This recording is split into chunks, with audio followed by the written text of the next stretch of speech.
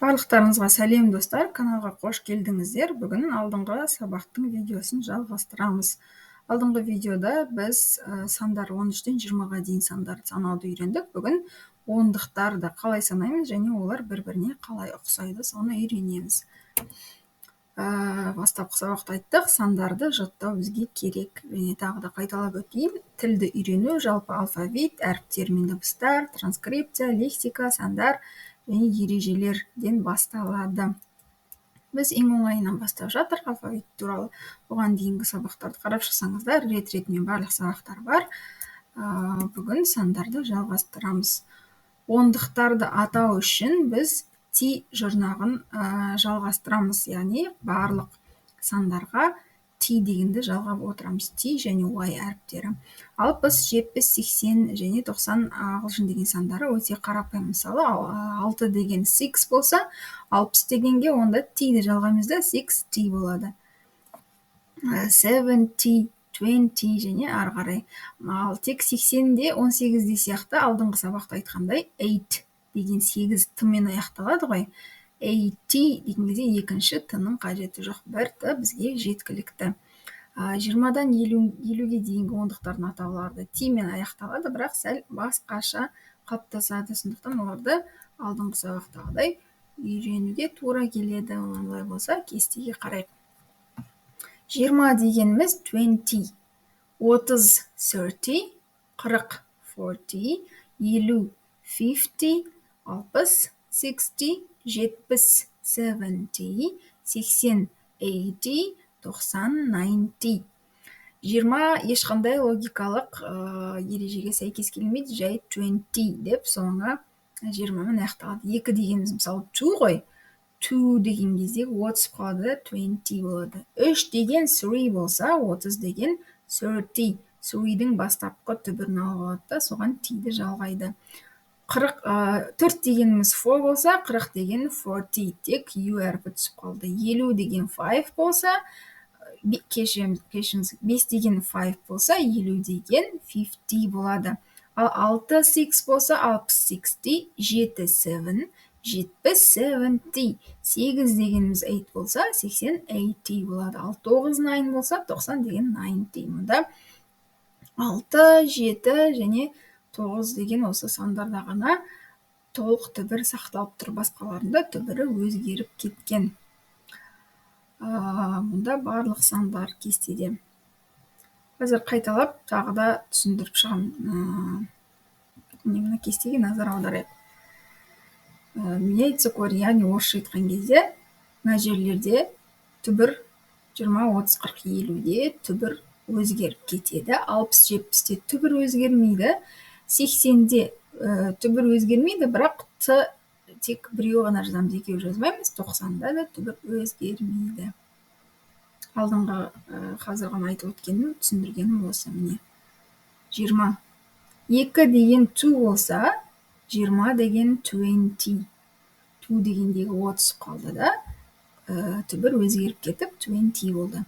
3 дегеніміз 3, 30 деген 30. Түбір өзгеріп кетіп, ти жалғадық. 4 деген 4, 40 болса 40 болады. 5 деген 5, 50 50.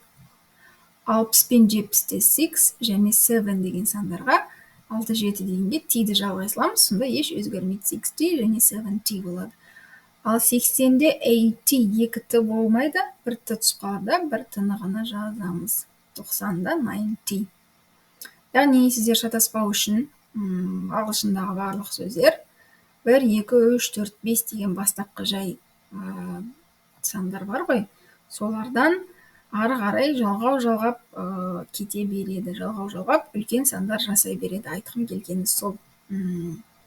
Мысалы 1, 2, 3 дегенде бізде қазақ тілінде 60, 70 деп өзгереді ғой. 7, 70, 6, 60 өзгерген сияқты. Оларда да дәл солай жалғанып сәл ғана өзгереді. Шатаспау үшін міне осы кестені түсіріп жаттап алыңыздар. Дәптерлеріңізге міндетті түрде жазыңыздар. Және қандай түбірден қалай пайда болған, қалай өзгергенін осылай жазсаңыздар, есте тез сақталады және әріптерді шатастырмайсыздар сол кезде. Алдыңғы сабақты қайталап өтейік. 13 деген 3 деген түбірден алынған 13. 14 14, 15 15, 16 16, 17 17, 18 18, 19 19. Яғни 3 4 5 6 7 8 9 деген қарапайым сандардың түбірінен алынып, тиынды бәріне жалғап шықтық. 13 пен 19-ға дейінгі жас teenagers деп айтады ағылшындарда. Ол яғни жасөспірім, орысша айтқан кезде подростковый жас осы 13 пен 19-дың жас аралығын қамтиды. Ағылшын тілінде де 13-тен 19-ға дейінгі сандарды осы teen деген жалғаумен жалғап сөзді осыдан образовать етеді. Түсінікті, иә? Мына жерде 1-ден бастап 12-ге дейінгі сандар. Алдыңғы сабақтарды көріп қайталасаңыздар болады. Ал мұнда миллиардқа дейінгі сандар бірге оқып шықсақ болады. Оған кейін тағы да толығырақ тоқталамыз. Әзірге бұл сандар қиын болуы мүмкін. Тек оқып шығайық. 0, 1, 2, 3, 4, 5, 6, 7, 8, 9, 10, 11, 12, 13, 14, 15, 16, 17, 18, 19, 20, 30, 40, 50, 60, 70, 80, 90, 100, 200, 300, 400, 500, 600, 700, 800, 900, 1000 дегеніміз 1000. 10,000, 10,000 болады. 100,000 дегеніміз 100,000. 1 million, 1 billion, миллион және миллиард деген сөздер.